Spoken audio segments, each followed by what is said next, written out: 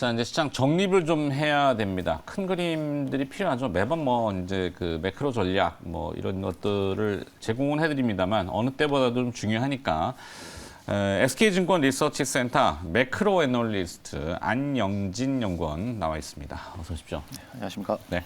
자, 지금 뭐 우리 뒷 배경에 여러 가지 조합의 그림이 보여집니다만 상징하는 의미가 좀 꽤 큽니다. 그렇죠.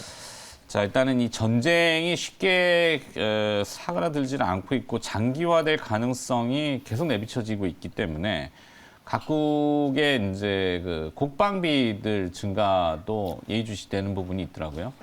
원고에도 쓰셨는데 사실 저는 일본 쪽의 국방비 증가가 제일 거슬립니다. 네. 일본의 야요기, 발토비, 군국주의에 이번 기회에 상당히 좋은 호기를 맞은 건 일본이기 때문에 자, 내용을 좀 풀어봐 주시겠어요? 우선 뭐 전쟁으로 촉발이 된 뭐 각국의 군비 경쟁은 뭐 계속해서 이어지고 있는 상황이고 특히 말씀하신 그 일본과 관련해서는 기본적으로 일본이라는 나라 자체가 뭐 중국을 견제하는 모양새를 띠고 있고 그리고 비단 뭐 이번 문제뿐만이 아니라 몇 년 전부터 아베 시절 때로 거슬러 올라가죠. 네. 그때 뭐 2차 대전 이후로 이 자위대가 선제 공격을 못하는 방어로서의 군대로의 기능만 하다가 헌법상 그렇게 맞는 그렇죠. 거죠. 그래서 헌법 개정을 지금 추진하고 있는 이 상황에서 더더군다나 이 군비를 역사적으로 최대치로 편성을 하겠다는 이 메시지 자체가 네. 여러 가지 함축되는 게 있는 것 같습니다. 그래서 명분을 얻었잖아요. 지금 뭐 그렇죠. 북한 쪽도 지금 뭐 아침에 멘트는 잘 해드리진 않았지만 계속 그 대립각이 나오기 때문에 그렇죠. 북한과 관련해서도 마찬가지입니다. 어떻게 보면 이번 우크라이나 러시아 전쟁이 촉발된 역사적인 배경도 거슬러 올라가 보면 네. 우크라이나가 평화를 보장받는 대신에 핵을 포기했기 때문이죠. 그렇죠. 그래서 이 서류상으로 나타냈던 이 평화 보장은 이 현실적인 힘에 의해서 거의 파기되다시피 지금 됐고 그래서 계속해서 어떤 뭐 국제사회에서 북한으로 하여금 핵 포기에 대한 메시지를 줄 때 핵 포기를 했을 때 나타나는 현상에 대해서 직접 목도하고 있다라는 네. 측면에서 보면 이런 관련된 지정학적 리스크라든지 또 어떤 힘의 논리, 어떤 그럼으로써 각 주요국들마다 국방비를 최대치로 늘리려고 하는 움직임들 이런 것들이 어떤 뭐 전체적인 궤를 같이 한다고 보시면 되겠죠. 네. 뭐 저희가 멘트는 가끔 해드립니다만 미국의 국방비가 우리 천조국이라는 표현을 쓸 때 천조 원이잖아요. 네. 우리나라 국방 예산이 1년에 한 53조 원 되니까 우리 한 20배 정도는 미국이 맞습니다. 쓰고 우리나라가 53조 원이지만 그래도 전 세계적으로 봤을 때는 한 10위권에 해당이 된다고 네. 하더라고요. 제가 조사한 바에 의하면 우리나라는 거의 한 7, 8위 정도의 국방비를 사용하고 있고 네. 뭐 당연히 총 규모로 봐서는 미국이 절대적이죠. 그런데 뭐 GDP 대비 비중으로 보면 좀 특수성 있죠. 뭐 이스라엘이라든지 또 사우디와 같은 어떤 지역적인 특색을 갖고 있는 국가들을 제외하고는 네. 미국이 3위 그리고 러시아 뭐 이런 순서대로 쭉 진행이 됩니다. 그래서 뭐 러시아가 얼마나 이 국방에 대해서 신경을 써왔는지 그리고 그 결과물이 어떻게 발현이 되고 있는지를 보실 수가 있는 것 같습니다. 네. 자, 하여튼 요 주제를 다뤘던 거는 상황 자체는 지금 그렇게 확 갑자기 평화의 비둘기가 등장해가지고 뭐 이러기에는 조금 어려울 것 같다는 생각이고 자꾸 핵 얘기, 전술 핵 오늘도 미국 국방부에서 밝혀온 바 러시아의 전술 핵에 대해서 상당히 예의주시하고 있다. 네. 또 거기에 이제 북한의 핵실험도 지금 우리 대통령 취임식이 5월 10일인데 그 이후를 이미 예고를 하고 있기 때문에 시장이 반길 만한 상황은 분명히 아닌 것 같고. 물론이죠. 자, 근데 이제 뭐 세부적으로 보면은 국방, 뭐 에너지, 식량 안보가 이렇게 짧게 끝날 만한 이슈는 결코 아닌 것 같습니다. 네. 이 안에서 이제 얻을 수 있는 우리가 투자의 힌트라고 한다면 어떤 것들을 좀 찾아볼까요? 그렇죠. 일단은 뭐 매크로를 정리하는 차원에서 뭐 이번 시간이 마련이 된 걸로 알고 있는데 네. 기본적으로 뭐 대외 환경은 너무 좀 무겁기만 합니다. 특히나 이제 전쟁과 관련해서도 너무 악재의 어떤 영향권 아래 있는 이런 상황인데 우리 투자자분들은 이렇게 나쁜 상황에서는 뭐 그럼 모든 게 나쁜 거냐? 또 네. 그렇지만은 않거든요. 그래서 어찌 보면 이런 매크로 정세에 대해서 이해하는 것뿐만이 아니고 이런 상황에서 어떤 투자 아이디어를 좀 삼을 수 있을까를 생각을 해보면 뭐 관련된 것들 많습니다. 네. 뭐 최근에 계속해서 키워드로 작용하고 있는 것 중에 하나가 안보 관련된 거죠. 네. 그래서 기본적으로 가장 눈에 띄는 게 이제 뭐 유가라든지 천연가스와 같은 에너지 부분이 되겠고요. 뭐 관련지어서 또 밀이라든지 또 네. 옥수수라든지 또 이런 농산물 관련해서도 지금 워낙에 이 러시아나 우크라이나의 곡창지대에서 만들어지는 이 농산물과 관련된 것들은 이 작황 부진과도 맞물려 있습니다. 그래서 그렇죠. 기본적으로 가격이 상승 추세에 놓여 있고 아까 좀 전에 말씀드렸던 것처럼 어떤 이 군비 경쟁을 비롯해서 이 국제 정세가 계속해서 조금 빡빡해져가는 이런 상황 속에서 이런 안보라는 키워드를 가지고 투자 아이디어를 삼았을 때 비록 환경은 조금 비우호적이지만 어떤 투자의 기회로서는 조금 잡을 수 있다는 측면에서 보고 말씀드렸던 것처럼 단순히 유행인 것 같지는 않다. 네. 그래서 어느 정도의 추세를 가지고 쭉 진행이 될 걸로 전망이 되고 있기 때문에 이런 부분에 있어서의 어떤 뭐 종목 피킹 내지는 또 ETF 전략 뭐 이런 것들을 좀 활용해 보시면 좋을 것 같습니다. 네. 그렇죠. 그냥 끝날 문제가 아니에요. 코로나도 우리가 벌써 2년 넘게 지금 가고 있는데 그렇죠. 아니 또 완전히 종식이라고 얘기할 수는 없어요. 그냥 뭐 어떻게 보면 받아들이는 형태라서 그렇습니다. 그러니까 이런 전쟁과 대립의 상태가 몇 년을 갈지는 아무도 모르고 거기에 맞게끔 국가 정책의 전략도 잡아야 되고 뭐 투자에 대한 것도 그쪽에 기회가 있을 수 있다. 네.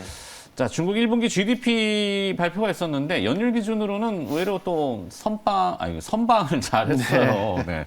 뭐 잘했다 싶은데 요즘 상황 보았을 때 이 락다운이 계속 확대되고 있잖아요. 어떨까요? 성장률이 저런 식이라면 낮아질 게 명확한 것 같은데. 정말 오늘 시장이 많은 걸 설명을 해주죠. 그래서 네. 어제 미국장에서도 그랬고 그 여파가 지금 오늘 한국장에도 그대로 발현이 되고 있는데 가장 쟁점이 되는 재료가 있다면 이제 중국의 수요도납니다. 네. 그래서 1분기 GDP 같은 경우에는 뭐 예상치보다는 넘어섰습니다. 컨센서스보다는 넘어섰는데 기본적으로 지금 뭐 상해를 비롯한 대도시의 락다운 현상들이 이 1분기 GDP보다는 이제는 2분기로 이연될 가능성이 높다라는 생각들 네. 그리고 그러면 자연스럽게 1분기는 생각보다는 좋았지만 2분기는 더 나빠질 수 있는 여지. 그리고 여기에 대해서 그럼 중국 정책 당국들은 어떻게 대응을 하고 있는가를 생각을 해보면 기본적으로 미국 측에서는 금리를 올리려고 하고 있을 때 중국은 조금 완화적인 또는 경기 부양적인 스탠스를 취하려고 했습니다. 근데 실제로 꺼내든 카드들을 보고 거기에 대한 시장의 평가는 그렇지만은 않구나라는 게 좀 보편적인 생각인 것 같습니다. 그래서 네. 이 경기 둔화에 대해서는 저희가 조금 더 예의주시하게 좀 바라봐야 될 것 같고 거기에 대해서 중국 정부의 방침 자체가 그리 유화적으로 나오지만은 않는 것 같다. 그래서 결과적으로는 어떤 중국 쪽에서의 어떤 수요 둔화 그리고 그 중국 쪽에서의 수요 둔화와 물류의 어떤 악화 이런 것들이 글로벌 밸류 체인에 영향을 주면서 직접적으로 수요 둔화에 대한 메커니즘으로 쭉 이어지면서 지금 시장에 상당히 좀 악재로 작용을 하고 있는 이런 상황이라고 보시면 되겠습니다. 네. 하여튼 공급발 인플레이션과 공급 교란. 네. 와, 좀 하여튼 굉장히 지금 세요. 세다는 거. 여러 진짜 매크로 지금 이슈 자체가 네. 여러 방면에서 상당히 좀 교차 상태에 들어가 있다. 그래서 서로 악영향을 주고받는 상황이기 때문에 상당히 좀 나쁜 매크로 환경이라고 설명을 드릴 수밖에 없을 것 같고요. 그 영향의 시장은 계속 어려운 환경인 것만은 분명해 보입니다. 그런데 여기서 어떻게 이 악재가 피크아웃 될지에 대한 어떤 심리적인 측면에서 좀 트레이딩의 포인트를 잡아야 될 것 같고 아직까지는 상당히 좀 어려운 국면이다라는 좀 멘트를 드릴 수밖에 없다. 그러게요. 이게 연쇄 반응인데 저희가 이제 멘트는 상당히 정제를 합니다만 방송용으로는 채권 시장 비율을 잠깐 좀 많이 들고 그랬는데 그쪽에 이제 요즘 전쟁에 등장하는 극단적인 용어가 제노사이드잖아요. 집단 학살. 채권 시장의 그 용어거든요. 그렇습니다. 완전히 뭐 네. 얼마 전부터 기억하시는 분들이 있을 거예요. 제가 표현을 그렇게 했는데 그 시그널은 이미 있었다. 네. 시장이 엉키는 부분에 대해서. 자, 그럼에도 불구하고 미국 내에서는 계속 주창하는 바 우리는 고용이 좋고 그리고 또 뭐 기업들의 실적도 좋고 뭐 개인들의 소득 수준도 지금 양호하기 때문에 이 난국을 타개할 수 있어라고 주장해요. 네. 금리 올려도 견딘다. 기업들의 실적을 얘기하는 거겠죠. 버틸 수 있을까요? 일단은 지금 뭐 1분기 지금 실적 시즌인데 네. 발표되는 뭐 실적들을 쭉 보면 미국에서는 상대적으로 견조합니다. 상대적으로 괜찮고 앞으로의 가이던스가 문제죠.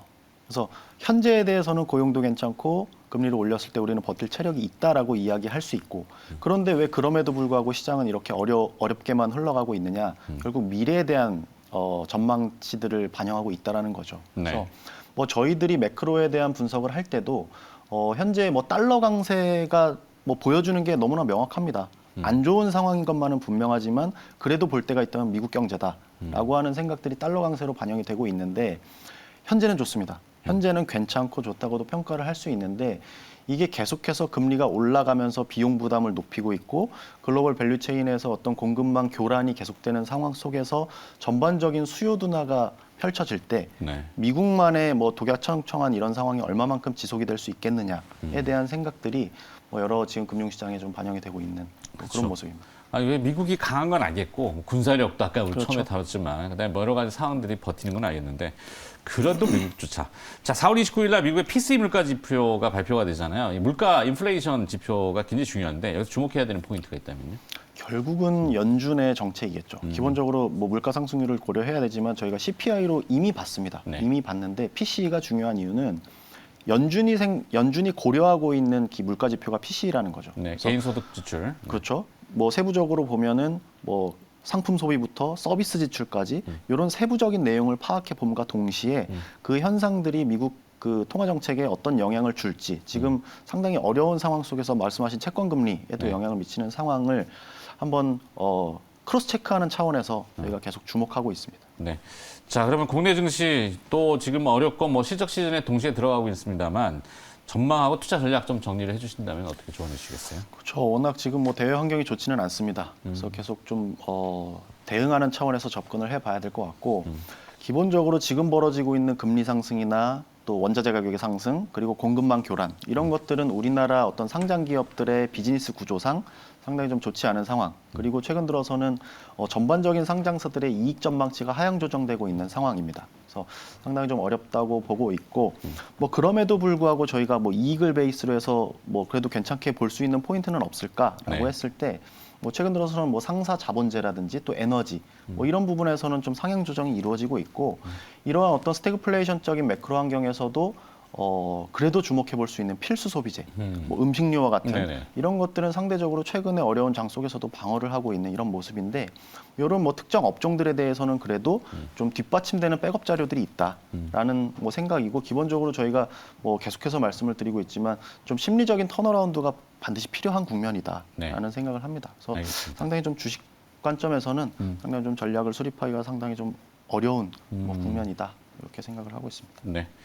자, 대외에서 나타나는 현상은 팩트고 그걸 인정하되 선택적인 압축 전략이 좀 필요하다 이렇게 해주셨습니다. SK증권 리서치센터 매크로 애널리스트 안영진 연구원이었습니다. 고맙습니다. 네, 고맙습니다.